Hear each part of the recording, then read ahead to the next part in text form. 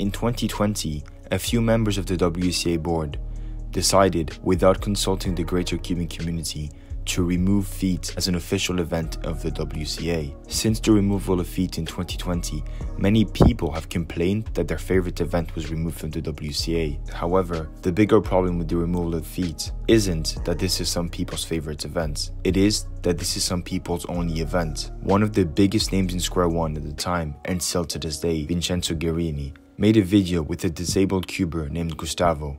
Gustavo is a cuber with no arms that is only able to compete in 3x3 with feet, and as a result, now that the event is gone, he is unable to participate in WCA competitions. This raises a big question within the cubing community. How can people with disabilities compete in speed cubing competitions like everyone else? In today's video, we are going to talk about the possibility to add para-cubing, just like the Paralympic Games and the Olympics. As the WCA increasingly wants to get closer and accepted by the IOC, the International Olympic Committee, holding paracube competitions similar to the Paralympics so that disabled people of all kinds could compete, and adding a disabled people's tab and records to the WCA could be an amazing idea. It could include a lot more people from different parts of the world, all with different disabilities, and show to the world that cubing is truly a universal and inclusive discipline. Also, as we already know, blind people can compete with special cubes with patterns outside of the stickers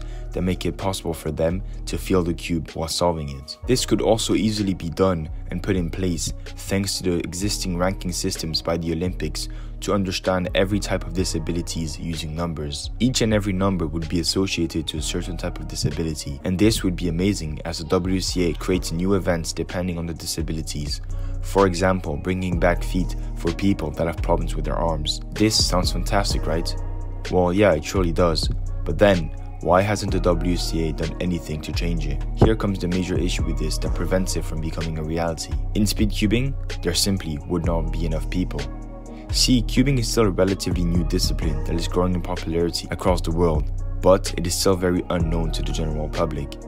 Everyone knows what the Rubik's Cube is, but no one knows who the current world champion is, and what the difference between 3x3 and other puzzles are. In order to make new events for disabled people happen, cubing would need to grow in popularity massively, with the help of social media, going to competitions, and talking about it with your friend. And maybe, one day, as the WCA will be big enough, and the pool of interested speedcubers would be large enough, where all kinds of people with disabilities would be able to compete and break their PRs just like everyone else. Already in the Olympics, some disabilities have very few competitors, making them challenging to organize. So at this current moment in 2024, it would not be realistic for the WCA to open whole new categories for disabled speedcubers. However, the removal of feet in 2020 clearly did not take into consideration all the cubers whose only event was feet and that are now excluded from participating in official WCA competitions. Let us know what you think in the comments and what could be done by the WCA to solve this in the short term. This was Total Speed Cubing Productions.